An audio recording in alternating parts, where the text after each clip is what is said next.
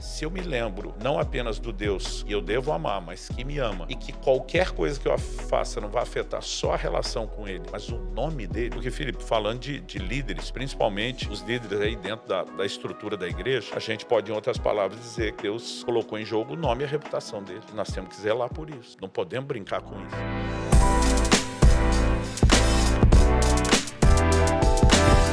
Olá pessoal, meu nome é Philip Murdoch, bem-vindo aqui ao nosso podcast Fala Líder. Toda semana falando com vocês sobre assuntos que vão ajudar você como líder. Meu objetivo é ter mais conteúdo por minuto nesse podcast do que qualquer outro podcast. Vamos ver, né? Mas hoje nós temos um privilégio, temos um grande líder aqui no Brasil, junto com a gente, alguém que tem escrito em muitos livros, ajudado muitos pastores, tem feito muitas conferências em volta do Brasil, mas mais do que isso, um grande amigo meu, alguém que tem me ajudado muito em muitas áreas ministeriais, empresariais e outros. O nome dele é Luciano Subirá. Luciano, bem-vindo aqui ao nosso podcast Fala Líder. Muito obrigado, uma alegria estar contigo, meu amigo, e poder abençoar esse pessoal que nos acompanha. É uma alegria. Luciano, hoje a gente podia falar sobre muitas coisas, né? Tem muitos assuntos que você domina, a gente poderia falar sobre muitas coisas, mas hoje eu gostaria de usar o nosso podcast para ajudar as pessoas que estão nos assistindo, que são líderes em igrejas, líderes são pastores, alguns deles, outros têm ministérios para-eclesiásticos, alguns são políticos, outros são empresários. Quero ajudar eles e na minha leitura do seu ministério, que é muito abrangente, mas olhando nos últimos 7 anos, tem uma série de livros que você escreveu que me impactaram muito. E eu acho que, além de me impactar, são livros que estão alinhados em uma temática. Você escreveu 7 anos atrás, O Impacto da Santidade, depois, alguns anos depois disso, Graça Transformadora, e você acabou de lançar aqui O Caminho da Obediência, que não li ainda, mas eu tenho certeza que vai ser de impacto. Lançar aqui, tanto que saiu a semana, como tivemos essa semana o lançamento aqui na Arena Ilan. Né? Exatamente. Então, eu vi que foi lançado lá na Alcance, em Curitiba, no domingo, né? Isso. E aí, quarta-feira, lançamos aqui na Arena Ilan. Eu acho que vai ser a continuação de um assunto muito importante. Então, nesses 7 anos, esses 3 livros estão com uma temática meio que acertando um desequilíbrio no corpo de Cristo, que tenho visto. Por um lado, tem esse desequilíbrio que é uma graça meio uma graça muito leve, né? Uma graça leve, tem vários livros que são até bem bem comprados, né, no mercado que falam sobre isso, e eu acho que você está trazendo um equilíbrio justamente nessa área. Mas nesses mesmos 7 anos que você tem escrito esses livros, feito conferências sobre graça e outros assuntos, nesses mesmos anos, infelizmente, a gente olha as notícias e temos visto escândalos terríveis. No Brasil, muitos.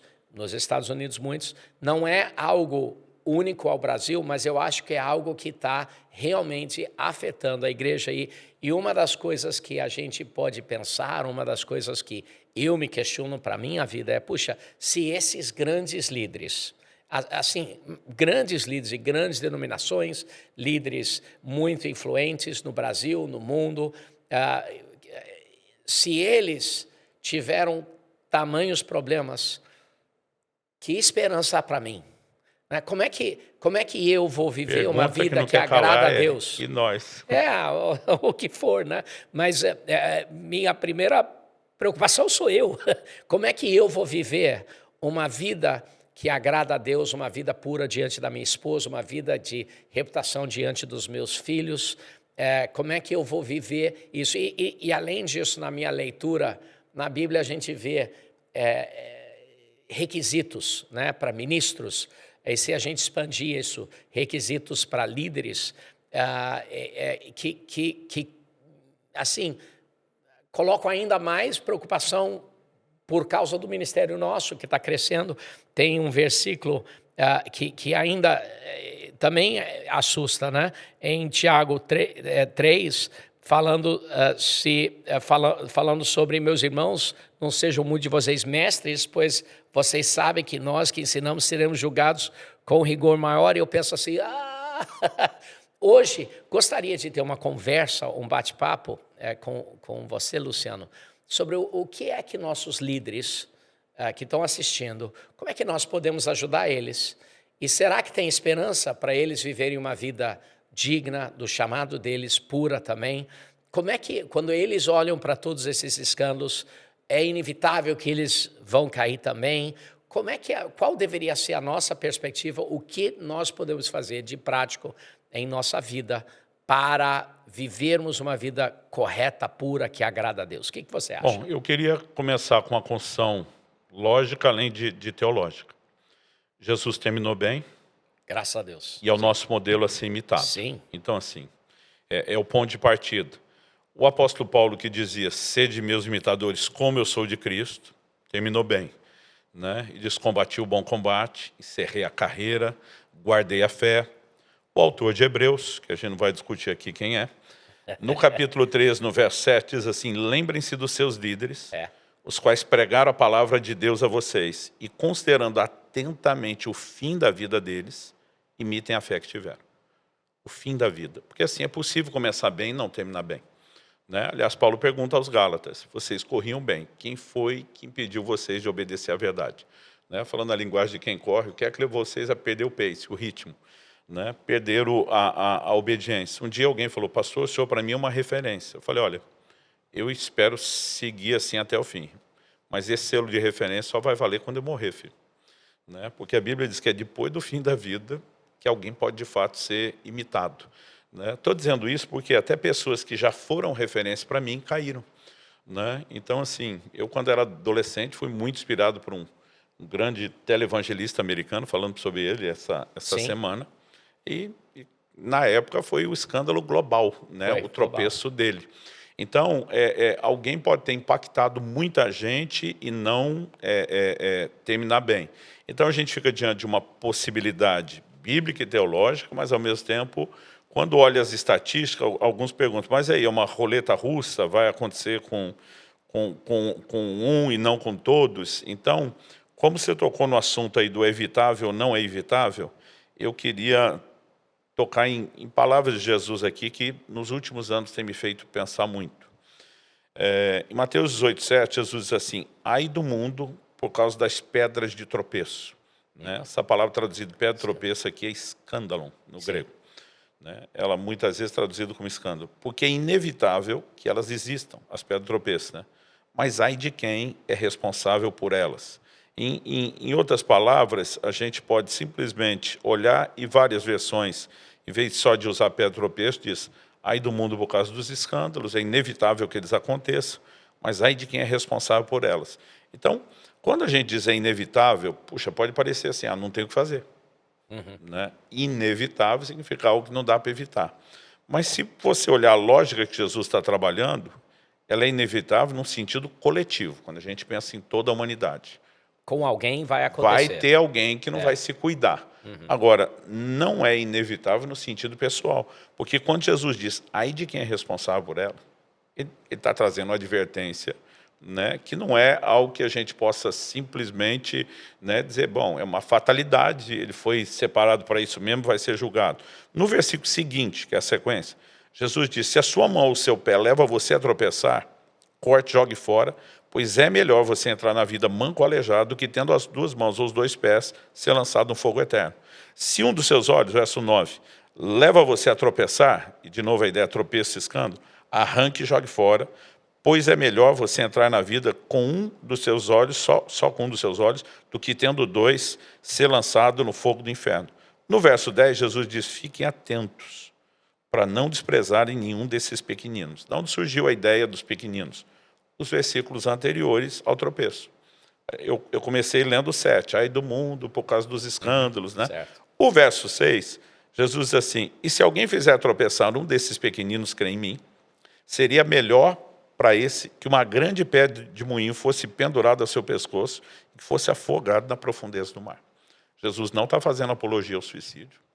Na minha teologia, o suicídio está lascado. A gente pode discutir situações de sanidade mental, outros casos, mas Paulo diz, se alguém destruir o corpo, o santuário do Espírito, Deus o destruirá. O cara já destruiu o corpo, o que é que sobrou para Deus destruir? Né? Então, assim, Jesus não está sugerindo isso. Mas, em outras palavras, se você quer ir para o inferno, é melhor você ir sozinho do que fazer um strike e arrastar a gente com você. Então, assim, a gente tem que viver uma vida de responsabilidade. Agora, toda a construção de Jesus, antes e depois, nos mostra que ele queria que a gente evitasse. Então, ele não está entrando em contradição. É inevitável que alguém vai fazer, mas não precisa ser eu. Né? E para que não seja eu, não seja você, cada um de nós tem que viver uma vida de zelo e cuidado. Né? E eu acho que isso começa por valorizar a vida de integridade e o terminar bem acima de qualquer outra coisa.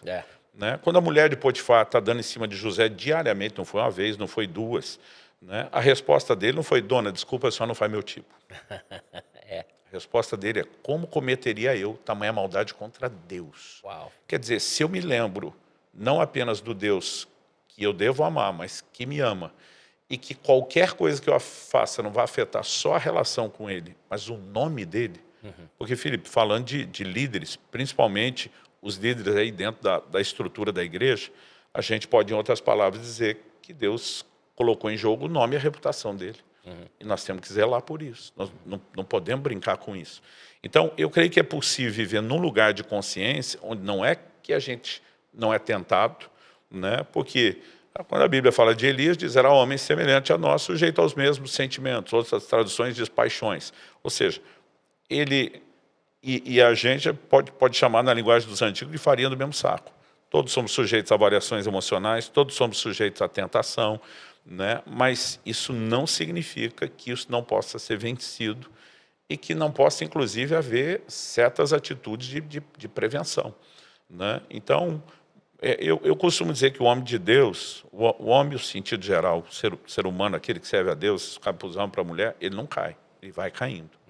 Nunca é da noite para o dia. Uma das coisas que é tão impactante sobre aquela passagem de Jesus é o nível louco que Jesus diz de como evitar.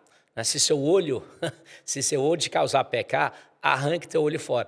Então, lendo isso, praticamente qualquer coisa que a gente puder fazer para evitar o pecado está em jogo. É muito exigente. Os exemplos que Jesus cortar fora a mão, arrancar o olho... Particularmente, não creio que Jesus mandou praticar automutilação, mas assim... Mas é um exemplo extremo para mostrar exatamente. Se for isso, então e jogar teu telefone fora que nos pouco. Faz pensar em valores.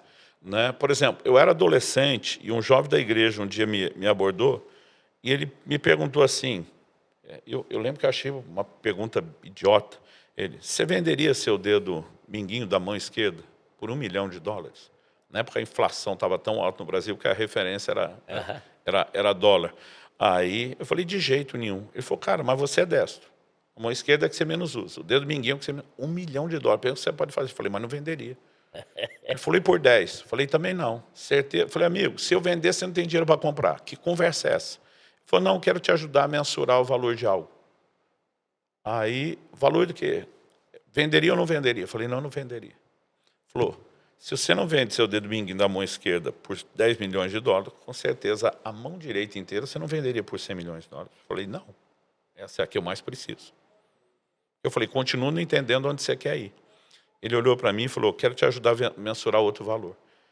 Ele me olhou nos olhos e perguntou, quanto vale a santidade de Deus para você?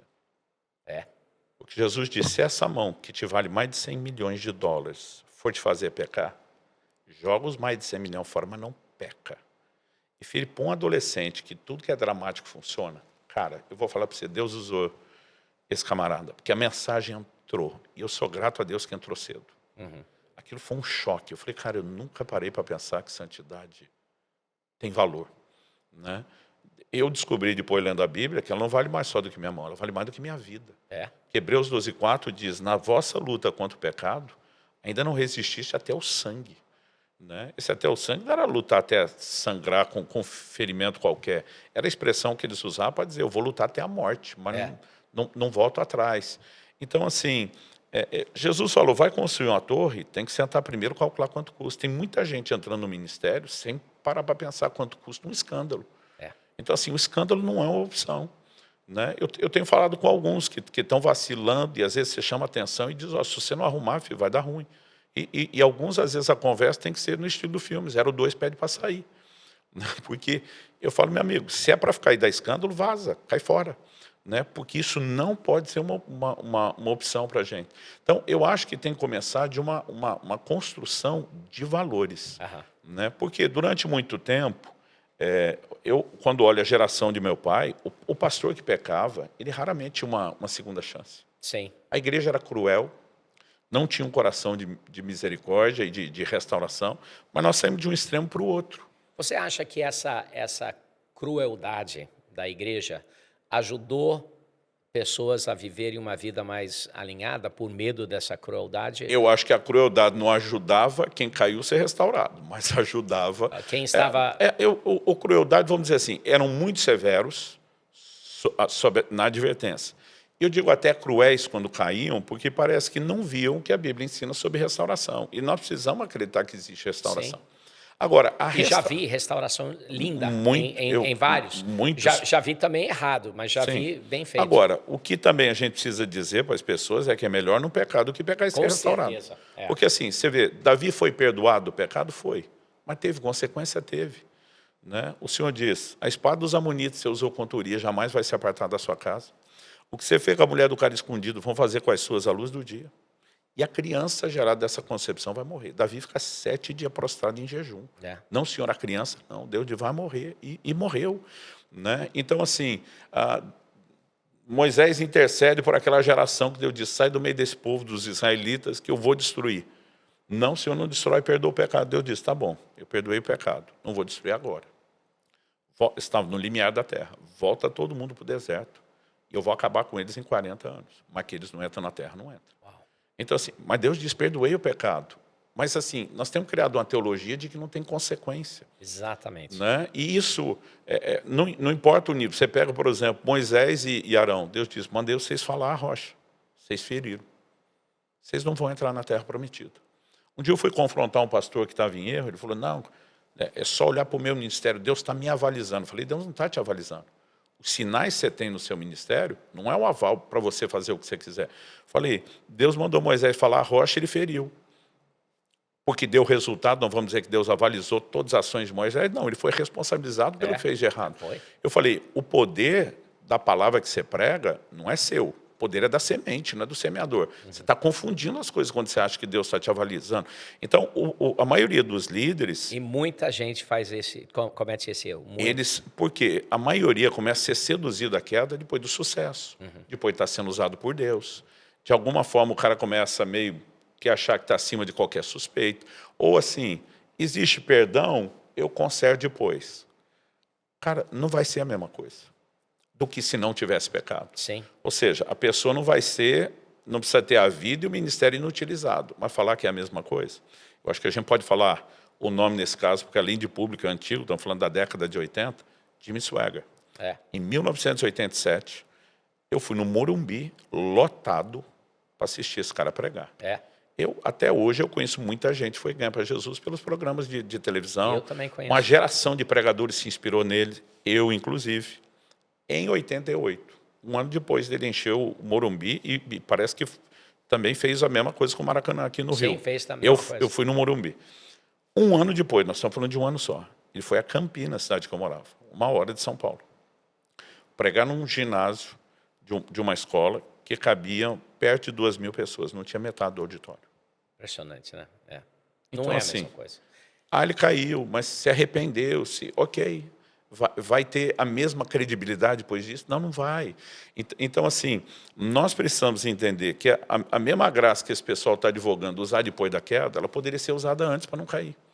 Né? Então, a gente precisa construir isso, porque os últimos anos, você mencionou os livros que eu estou direcionando ao corpo de Cristo, mas em 2008, então, nós estamos falando aí de mais de 15 anos, eu comecei uma conferência anual chamada Casa Zadok, focada em liderança. A bandeira que nós levantamos é integridade no ministério. Certo. né? É para falar de santidade para os líderes, né? Para dizer assim, gente, a nossa responsabilidade é gigante, nós não podemos abrir mão disso. Então, evidentemente, que a gente precisa trazer orientação, luz da palavra, encorajamento, né? Mostrar às pessoas a importância de não andarem sozinhas, né? De terem...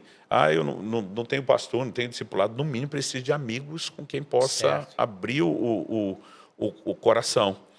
Meu pastor, ele sempre usa uma frase, diz assim, quem confessa tentação não confessa pecado. Muito bom. E quem confessa fraqueza não confessa fracasso, porque a gente pode abortar.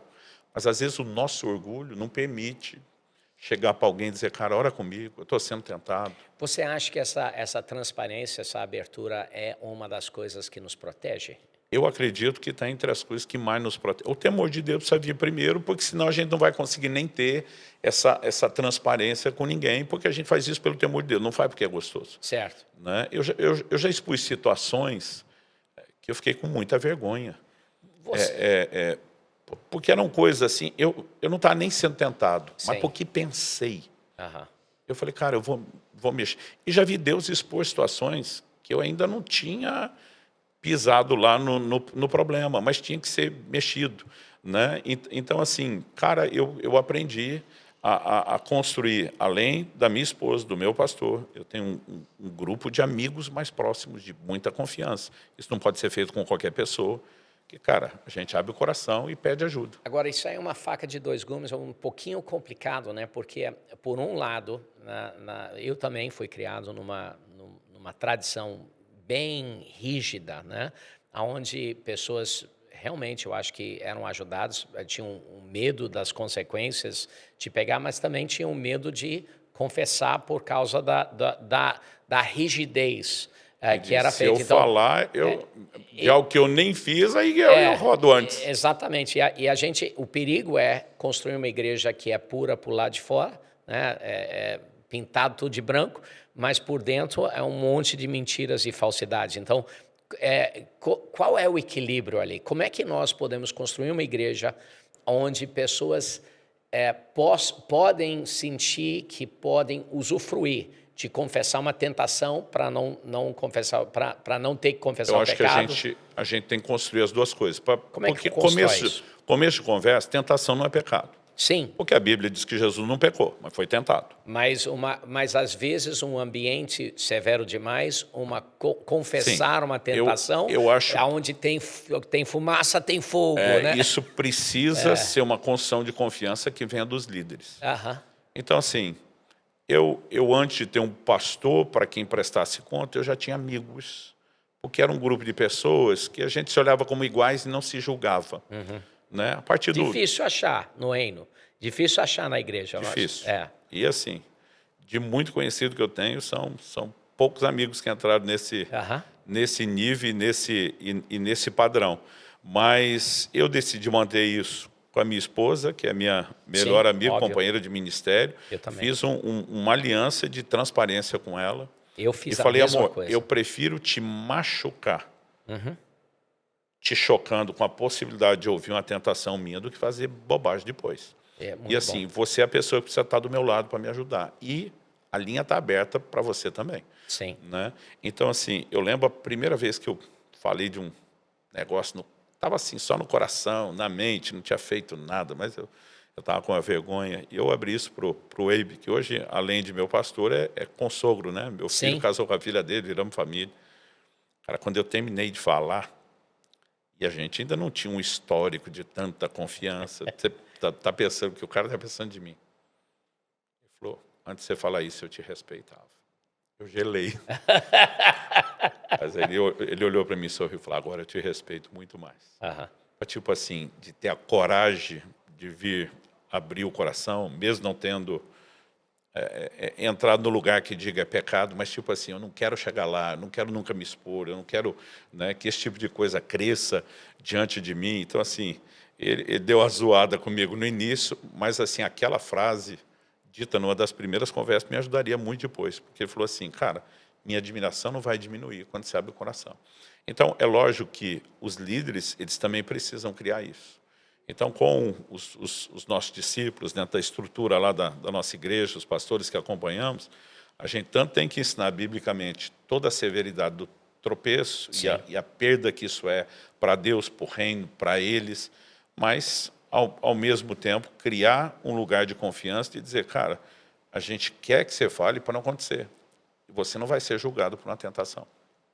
Né? Agora, se a gente perceber que você continua brincando, que você não está agindo de forma correta, evidentemente eu posso ter, não há desconfiança de você ou do seu caráter, mas um receio ou ações protetoras, porque a gente também precisa de uma correspondência, mas tem que se encorajar, isso se constrói. Né? Agora, antes mesmo, para não parecer que é só isso, porque muita gente vai dizer eu não tenho, né? O próprio Jesus nos ensinou uma oração que se antecipa ao mal. O que é antecipa ao mal? Senhor, não nos deixe cair em tentação, mas livra-nos do mal. Algumas traduções do maligno. A maioria dos crentes, e eu vou dizer para você, eu passei 2 décadas e meia entrevistando pessoas. Eu sempre fazia pergunta, em algum momento a gente estou atendendo. Você ora para não cair em tentação? 90 e tantos % nunca orou por isso. Nunca. Alguns uma vez ou outra, mas a maioria não orava. Então o problema é que o crente espera pecar para orar depois para arrumar. Então eu acho que já é uma situação. Nenhum de nós está acima de qualquer suspeita. Né? A Bíblia diz, aquele que está em pé, cuide para que não caia. A vigilância tem que ser um estado permanente. E outra, a maioria dos líderes não tropeça no começo, tropeça no fim da carreira. Sim. Assim como a maior quantidade de afogamento está com os melhores nadadores e não com quem não sabe. Uau, interessante, que analogia É uma incrível. estatística. Porque quem não sabe e tem medo não se atreve. Mas quando o cara vai ficando muito bom e cheio de confiança, ele pode, em algum momento, ser traído por uma surpresa. É uma cãibra que nunca aconteceu, ele diz, comigo não acontece, mas vai impedir ele de nadar. Né? É uma maré que ele nunca lidou, se estiver nadando no mar, porque pode puxar para um lado, pode puxar para o outro. Então, mas, normalmente, os que menos estão se prevenindo, né, são... E é o que a gente vê muito em líderes, né, andando assim até a linha na área financeira, até a linha na área de tentação sexual, até a linha na área de álcool e drogas. Essas coisas são muito perigosas. Você deve saber da informação. Seguro para a mulher que dirige o carro é mais barato que para homem. Sim. Porque, estatisticamente, elas não se arriscam. Os homens se gabam, porque assim... As mulheres têm um poder de ver detalhe que a gente não tem. Nós nunca vamos competir com elas nisso. Achar o que não estamos enxergando, decoração. Né? Agora, o homem tem uma sensação espacial. São diferenças fisiológicas. E uma capacidade de ver o macro que normalmente é maior. Por exemplo, Israel tem uma seção no exército de vigilância de câmera, só são mulheres. Porque assim, elas veem detalhes que os homens não veem. É estatística. No trânsito, as mulheres, elas até têm dificuldade quando nós olhamos no celular, porque assim, o homem tem aquela sensação, eu estou vendo o todo ao mesmo tempo, e elas, quando vê um detalhe, não vê outro. Mas elas são mais cuidadosas. Sim. Então, assim, a incidência de acidente é menor. Então, no plano espiritual, o que é que nos leva a não ser cuidadoso? Né? Isso é algo a ser pensado. Então, a gente precisa de uma vida de oração. Jesus diz, vigiar e orar, para que não entreis em tentação. Tem uma oração que antecipa. Eu não preciso esperar estar no meio da guerra para pedir ajuda depois. Segundo, mesmo se estiver no meio da guerra, não orei o suficiente, não orei o suficiente, eu ainda posso recorrer ao trono da graça, estar usando os recursos da parte de Deus. Então, se eu já tenho a ajuda de Deus, por que é que eu preciso confessar? Uma pergunta que as pessoas me fazem. Né? Porque Tiago 5,16 diz, confesse as vossas culpas uns aos outros para serem curados. Quando eu confesso para Deus algo que eu já fiz, sou perdoado. Mas quando eu quebro o orgulho e me exponho a você, eu não estou me expondo só a você. Sim. Eu, no plano espiritual, eu estou me abrindo para que uma cura entre e aquela área seja mudada. Então, eu também acredito que essa confissão, ela não apenas previne no sentido de tem mais gente sabendo. Quando é um discipulador, ele vai me perguntar, né? Porque assim, essas coisas também ajudam. Mas no plano espiritual, eu acredito que isso nos expõe a um processo de transformação. Uma das coisas que a gente vê muito, né? Tem um escândalo famoso e a gente vê algumas pessoas assim serem altamente críticas disso. E muitas vezes, quando tem um escândalo, tem duas perspectivas. Uma é, ai de mim, Senhor, me proteja para que eu não caia. Eu também poderia ter caído, eu também posso, eu não sou acima disso. E a outra é, olha aqui essas pessoas, olha o que ele fez. O que você diria para o tipo de pessoa que tem um perfil de ir atrás de todo escândalo, falar sobre todo escândalo, focar, assim, parece que o ministério deles em ficar falando mal e levantando esse escândalo. Como é que tem esse equilíbrio aí? O que você acha? Gálatas, capítulo 6, verso 1, diz assim, irmãos, já estava com ele pronto. Se alguém for surpreendido em alguma falta, vocês são espirituais, restaurem essa pessoa no espírito de brandura. Outras traduções dizem mansidão. Então, em primeiro lugar, nós temos que ter mansidão, brandura, o coração do supremo pastor, que é Jesus, para a restauração das pessoas. No mesmo versículo ele disse, e que cada um tenha cuidado para que não seja também tentado. Ou seja, eu não posso julgar quem caiu, porque poderia ter acontecido comigo. Mas não aconteceu. Mas poderia ter acontecido e ainda pode acontecer. Então, esse é o primeiro lugar, a misericórdia de alguém e eu entender que eu tenho que ser um instrumento de amor e ajuda, mas não de julgamento. Agora, pegando o julgamento, vamos para o outro lado, para quem gosta de ficar botando o dedo na ferida, mexendo nessas circunstâncias que acabam acontecendo. Quando Davi recebe a notícia da morte de Saul, ele chora, produz um lamento e diz, não contem isso em Gate, nem pelas ruas. Basicamente, a reação, ele podia olhar e dizer, o miserável está me perseguindo, teve o que mereceu. Cara, ele olha e fala, era um ungido do Senhor, não precisava terminar assim. Mesmo que fez mal, ele lamenta. E o clamor dele é que a notícia não espalhe, que a notícia não vaze. E eu lembro de ter ouvido isso de algum pastor, que eu não lembro quem é, na época da queda do próprio Jimmy, que nós mencionamos. E assim, começou a virar aquela falação. E esse cara levantou no púlpito, que me faz imaginar, pela idade que eu tinha igreja que congregava, talvez tenha sido o pastor Aguiar da igreja de Nazareno, né? E mencionou esse texto. Não tenho certeza se foi ele. Rapaz, aquilo também me pegou de jeito, né? Quem que ganha com a gente ficar conversando e falando sobre o que aconteceu? Muito bom. Há situações que nós estamos entre líderes, e evidentemente a gente pode dizer, gente, para não ser a gente, o que é que nós podemos... Mas contar por contar, tem que ser exposto. Quem disse? Né? Então, às vezes a situação já está sendo tratada no nível da denominação dele, da liderança dele. O que é expor é contar para o crente que não sabe, que às vezes é um novo convertido que vai bater, para o não crente que já tem resistência com o evangelho, ele está vendo. Nenhum desses caras presta. Então, assim, as pessoas, às vezes, elas não param para ser um pouquinho consequente de que essa atitude só piora, né? Não resolve, não está mostrando da parte dela nem a brandura, nem o espírito de mansidão para corrigir. Não tenho acesso. Fica quieto. Né? Ore, interceda pela pessoa, interceda e ore por você, para que não seja você no futuro, para que não aconteça. Então, eu prefiro não falar e não julgar, né, as pessoas. A gente não sabe tudo o que aconteceu e passou, nada vai justificar uma queda, nunca, jamais, né? Mas também só executar essa pessoa publicamente não vai ajudar essa pessoa a se recuperar. Então, nós já tivemos muitas situações onde uma queda que ainda não veio a público, a gente, mesmo situações dentro do ministério, a gente não antecipava a notícia antes de oferecer tempo para a pessoa se arrepender. Sim. Porque a maneira como vamos lidar, se arrependeu ou não arrependeu, já muda tudo. Né? O padrão de disciplina, todas as coisas. Então, assim, até esse tipo de coisa, quando nós vamos ter que resolver, em algum momento vai ter que ser falado, a pergunta é, saio correndo, ou chamo antes para um confronto, dou oportunidade de arrependimento, porque toda maneira de tratar e contar notícia também muda quando existe arrependimento e quando não.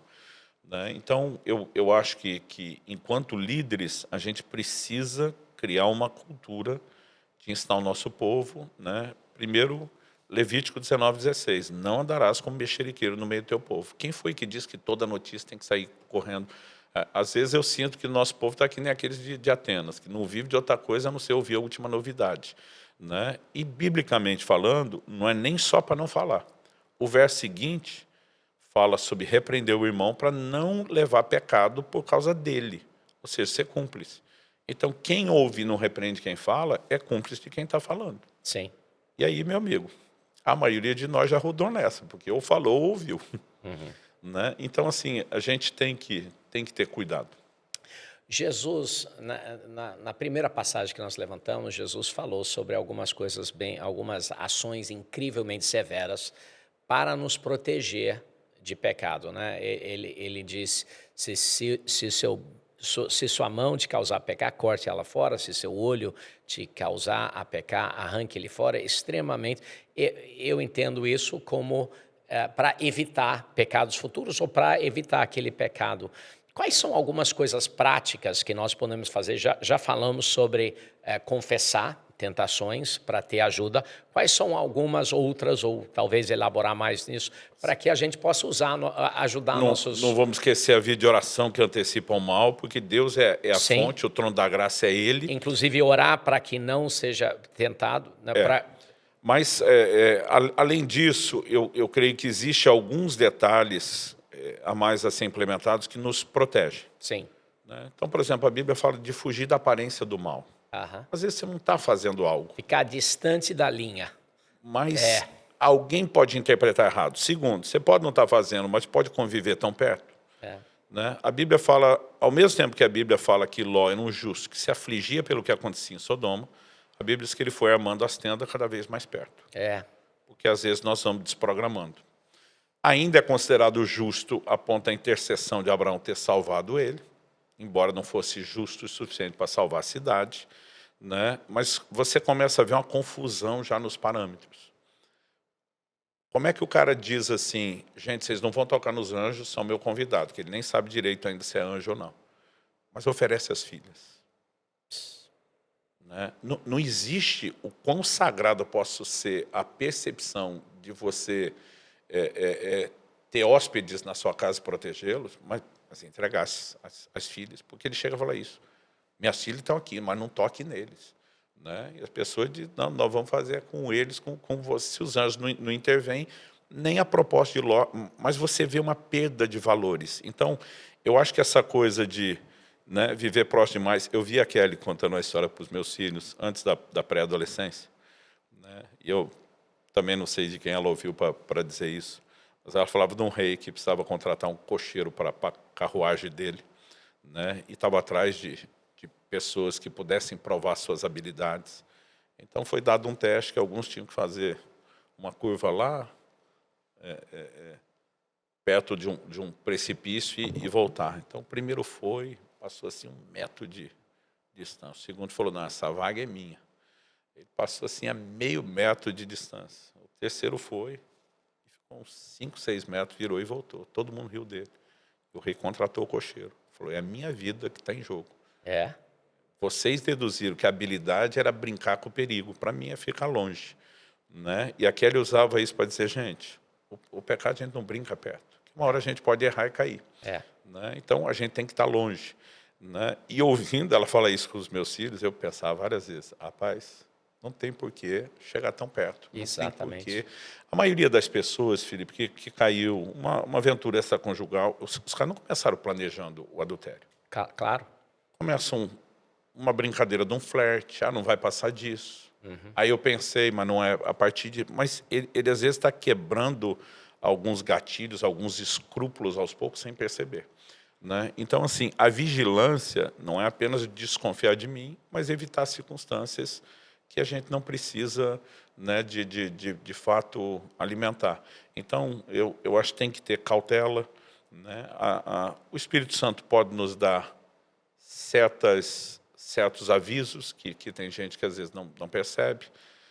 A mulher da gente, às vezes, tem uma percepção que ela não sabe explicar. A gente chama isso de intuição. Sim. E aí a gente quer discutir. Né? Mas a mulher, às vezes, ela não tem um argumento racional por que ela está incomodada com algo. Eu falo que a intuição é uma equação, um cálculo tão rápido dentro dela que ela não sabe justificar como chegou na conta. Mas, às vezes, é um alerta que Deus pode usar. Então, eu falo para alguns maridos, minha mulher está exagerando no cuidado. Meu amigo, é melhor você errar em exagerar no cuidado do que o contrário. né?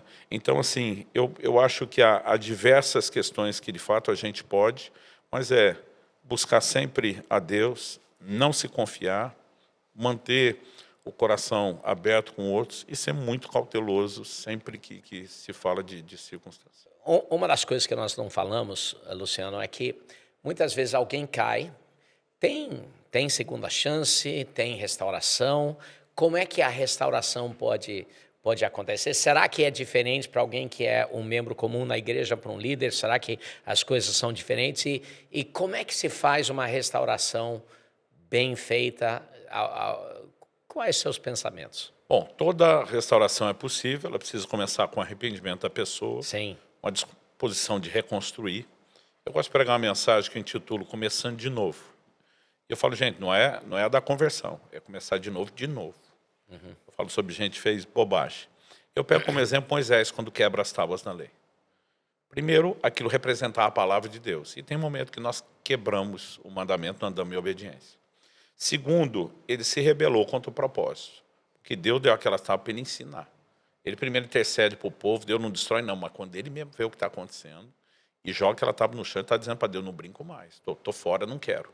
Então ele tanto representa a figura de quem quebra a lei, no sentido da desobediência, como quem se indispõe contra o propósito.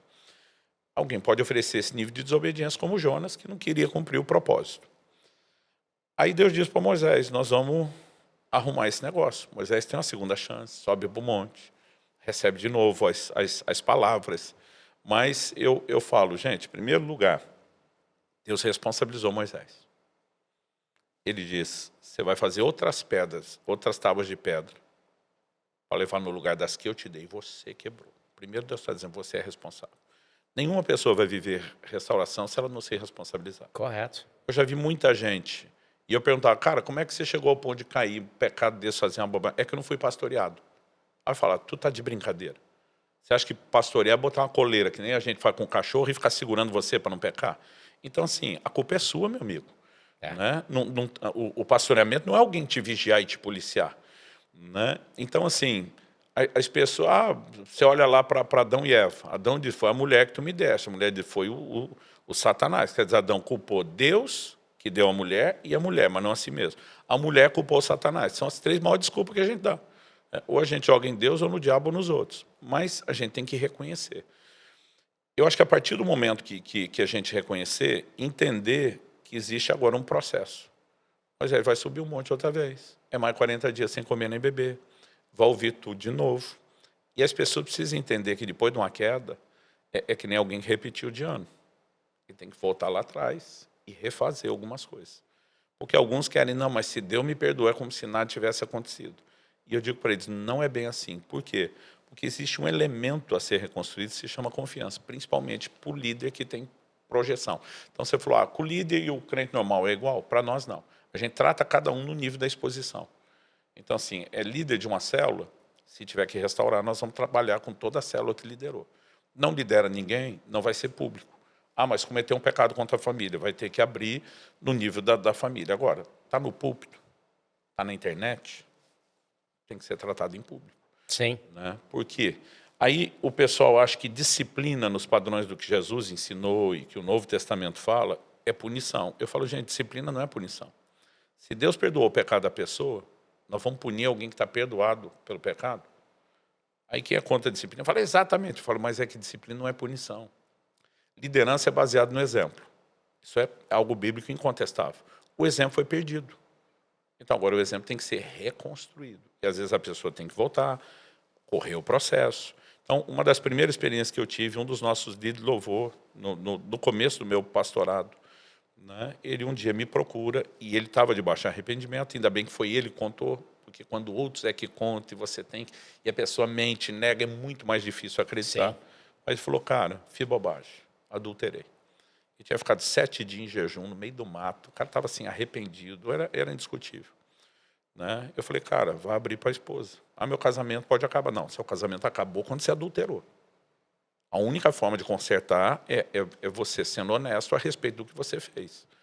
Né? E aí, depois disso, ele falou, cara, eu quero confessar para toda a liderança. E de repente ele começou a associar as coisas e falou, cara, eu quero confessar para a igreja. Não foi nenhuma exigência nossa. A gente chegaria nesse ponto. Depois de tudo isso, o pessoal achou que em 3 a 6 meses ele estaria de volta.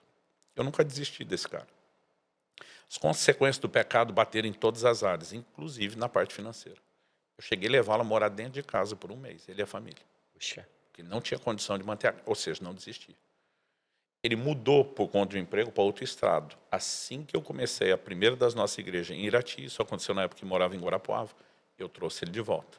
Eu nunca desisti dele, mas levou 5 anos eu voltar a colocá-lo para liderar o louvor. Né? Hoje é um dos pastores da nossa igreja, lidera todo louvor, adoração em Curitiba. O pessoal conhece o testemunho dele, não tenho problema de dizer quem é. Então, assim, as restaurações são possíveis, a gente só olhar Davi.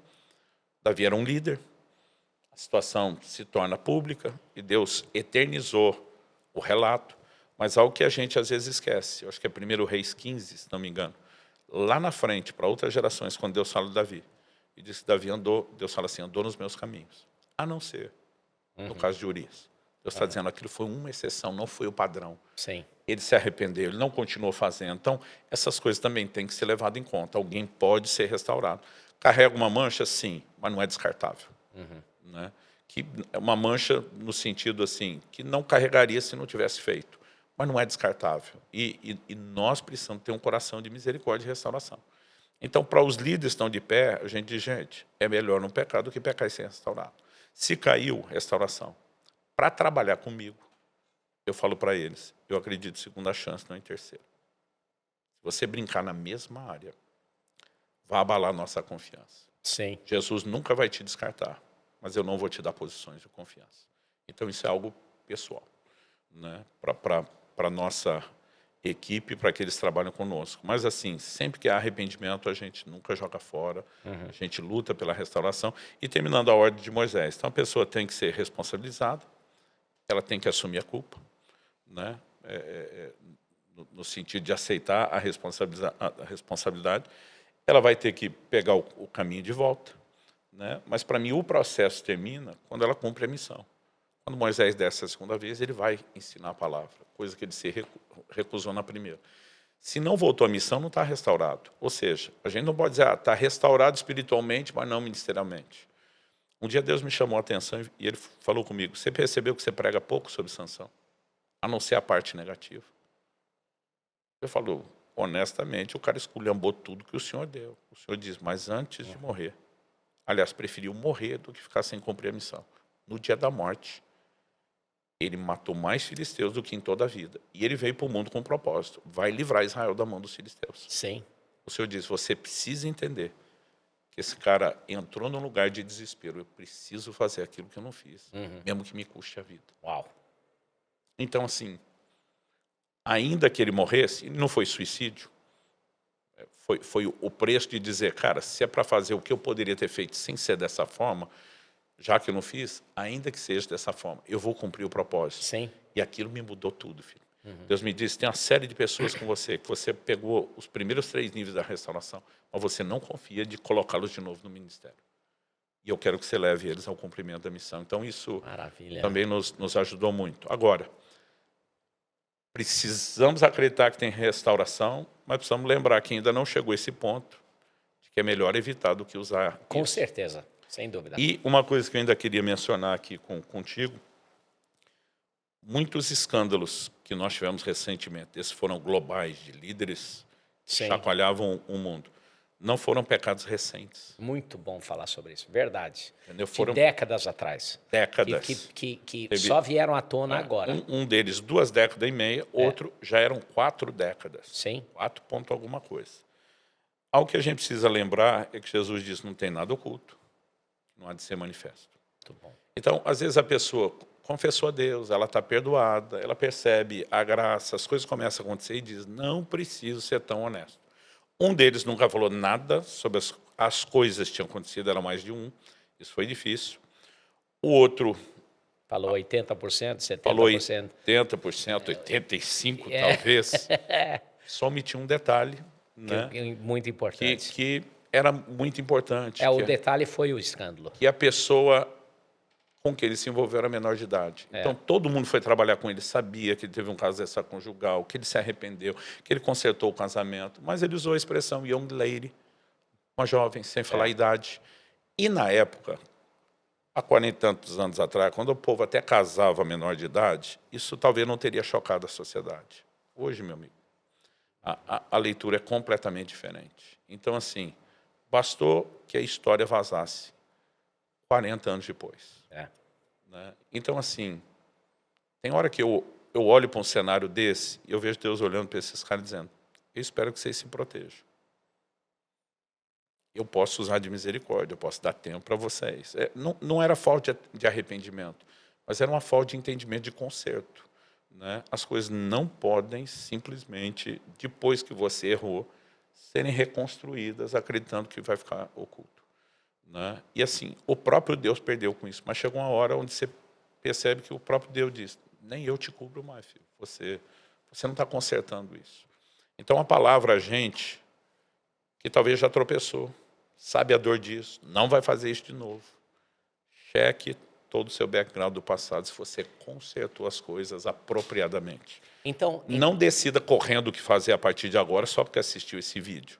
Procure homens maduros, sábios, que possam te ajudar. Né? Às vezes, que nem o povo faz com o médico, eu quero uma segunda opinião. Eu falo, gente, da multidão de conselheiros, a sabedoria. Às vezes tem pastores e líderes que eles têm perspectivas complementares, que não precisam ser divergentes. Né? Mas mesmo que não precisa ser para ontem, também não deixa o tempo passar demais. Porque situações estão pendentes, elas têm um potencial de uma promessa de Jesus. Está oculto, vai ser exposto. Né? E quanto mais tempo passa, às vezes o cara fica assim, me safei. Por exemplo, Natan fala para Davi, o que fizeram, você fez com a mulher do cara, vão fazer com as suas. Na minha conta, levou pelo menos 11 anos antes de Absalão fazer o que fez. Eu acho que chegou uma hora que Davi já nem olhava por cima do ombro para trás. Resolvido, deu nada. Né? E chega uma hora, vai dar sim. Então, alguém que tem coisas no passado que parece que resolveu, alguém talvez se arrependeu, alguém que talvez o coração tá ok, mas tem esse esqueleto lá no closet, né? O que essa pessoa faz hoje? Fala com alguém maduro? Orar muito e pedir do próprio Deus a direção, porque o Espírito Santo pode dar caminhos para pessoas diferentes, até porque assim, você tem muitas questões. Né? A pessoa teve um envolvimento sexual com alguém, é casado, não é casado? Né? Eu, particularmente, né, tive conversa com a minha esposa, nós dois nos guardamos para o casamento, mas vamos checar, para não ter surpresa no meio da caminhada e não ter a confiança abalada. Tem coisas que é muito mais complicado ter que abrir depois do que se abrisse antes. Alguns já perderam o time do melhor momento, mas eu acho que quanto mais demora, pior, porque as situações podem vir de outras formas. Por exemplo, algo que antigamente as pessoas não preocupavam. Eu conheci muitos homens, alguns envolvidos no ministério, tiveram problemas, trataram com as suas esposas. E quando os filhos cresceram, eu falei, você vai ter que conversar com seus filhos. Disse, por quê? Eu falei, meu amigo, você dá esse testemunho conversando com os adultos. Uma hora vai chegar neles. Eles nunca pararam para pensar nisso. Então, você quer que eles ouçam através de quem? De que forma? De que maneira? Né? Agora, você precisa protegê-los, inclusive, de uma decepção, ouvindo, porque, assim, graças a Deus, você foi restaurado, você nunca escondeu. Aliás, esse é o problema. Você passou a testemunhar alguns eventos. Cara, hoje em dia, mesmo que ninguém grave, as pessoas comentam. E uma hora alguém aborda um filho seu achando que sabe. Né? E esses camaradas tiveram que lidar com coisas que não pensavam. Então, assim, a gente precisa saber cobrir todos os ângulos, porque eu já vi filhos que, quando descobriram algo, por não ter ouvido do pai, que nunca imaginou, eu tinha que contar para ele. Né? Entraram num lugar de decepção que foi complicado e alguns difíceis de recuperar. Né? Então, há situações e situações. Né? Eu acho que o principal, além de entrar no lugar em Deus, de dizer, Senhor, eu preciso da sua direção e sabedoria, normalmente buscar isso com líderes maduros, responsáveis. Né? Eu diria até de preferência no plural. Não é procurar até achar um que fale o que a pessoa quer. Não é disso que eu estou dizendo. Né? Mas às vezes, olha, fulano, inclusive, me orientou isso. Não estou aqui querendo jogar vocês um contra o outro. Tem alguma coisa que eu posso estar perdendo? Tem algo que nós não levamos em conta, né? Normalmente essas coisas evitam muitas situações que você já presenciamos, das coisas aparecerem por si mesmas. Sim, sim. Luciano, nós estamos chegando aqui ao final do nosso podcast e incrível quantidade de conteúdo aqui.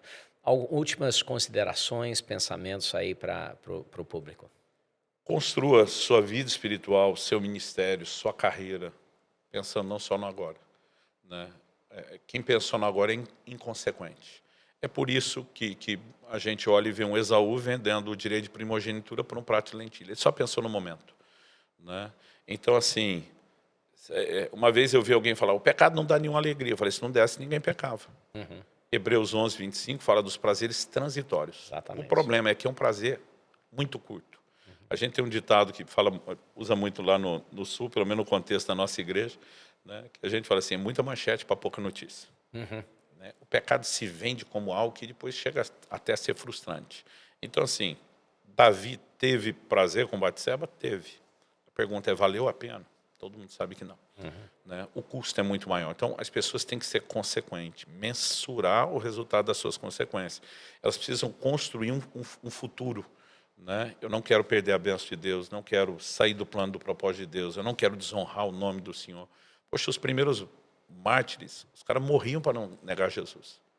E a gente não para pensar que com ação de pecado, ainda que diferente, né, de outros, a gente possa arrepender, consertar, mas nós estamos negando e traindo o Senhor. Né? Então, assim, é buscar todo o recurso nele para dizer isso não é uma opção. Uhum. Tem coisa que não pode ser, o divórcio não pode ser uma opção. Uhum. Quem está pensando nisso vai acabar chegando lá. Uma vez perguntaram para o casal Grant lá, o Billy e a Ruth Grant já tinham pensado em divórcio, ela respondeu, em homicídio já, divórcio nunca. Tipo assim, já fiquei com raiva por querer matar, mas assim, não é uma opção. E da mesma forma como a gente pode fechar essa porta no casamento, ele não se admite pensar ou sentir isso, para cair não é uma opção. Sim. Então, nós temos que colocar todo o recurso nisso. Desde o início da nossa igreja, principalmente em Curitiba, eu falei mais isso do que nas outras, eu dizia aos pastores, cara, se em algum momento o casamento não estiver bem, não espera piorar. Para tudo e vai cuidar do casamento. Se algum filho não estiver bem, para e vai cuidar. Né? Porque assim, o ministério você pode continuar depois de uma pausa. Agora, se você tiver um escândalo familiar, vai ser até difícil continuar o ministério. E outra, sua família vem antes. Não justifica insistir em dar toda a sua energia e atenção ao ministério, quando não é só a sua família. Se não está bem, você também está precisando de tempo e atenção. Vá arrumar as coisas. Né? Então, eu acho que as pessoas podem ser mais cautelosas na prevenção, cultivando valores. Né? E para mim, o tempo todo eu penso isso. Eu quero terminar bem. Eu oro, Felipe, e oro com uma certa frequência, dizendo, Deus, se for para fazer bobagem, eu lhe imploro, me leva antes. O Senhor não merece isso. Né? Então, assim, eu lhe suplico que o Senhor dê um jeito de me levar antes, mas não me deixe fazer bobagem. Eu não quero viver desonrando o seu nome, não vale a pena. Eu prefiro viver menos Sim. e sair bem do que viver mais e sair mal. Sim, amém. Amém. Muito bom. Luciano, fantástica mensagem. Quero encorajar vocês. Esse livro é o livro que foi lançado agora, essa semana. Caminho da Obediência. O Caminho da Obediência. Luciano, qual é a melhor maneira de adquirir esse livro?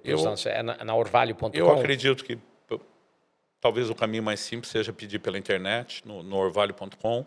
Né? O livro vai estar à disposição em outros canais, mas inclusive quando compram pelo Orvalho, estão nos ajudando, porque assim, eu não ganho nada com a venda dos meus livros, mas a renda que entra da venda, a gente reinveste na produção de conteúdo. Ótimo. Né? Então, para nós é a melhor forma, sim, porque nos ajuda. Alguns dos nossos ouvintes, talvez pastores, talvez tenham equipes ou empresários que têm equipes, talvez queiram comprar para vários dos líderes deles, talvez uma ligação lá para Orvalho e conversar com alguém lá. Uma ligação, pode pedir para falar com a Bianca, que cuida da nossa rede de relacionamento, de atendimento aí com as igrejas, né? Inclusive, pegando quantidade, eles podem pedir desconto. Recomendo fortemente esse livro. Mais uma vez, muito obrigado por estarem aqui no nosso podcast Fala Líder. Creio que esse podcast vai poder ajudar você muito. Nós estamos iniciando na semana que vem uma série de podcasts que fala sobre filosofias ministeriais minhas que foram transformadas ao decorrer dos últimos anos, 7 filosofias que foram transformadas, que me ajudaram muito no crescimento, na expansão da nossa igreja. A nossa igreja, 6 anos atrás, não passava de 200 pessoas, hoje mais do que 10 mil pessoas estão vindo.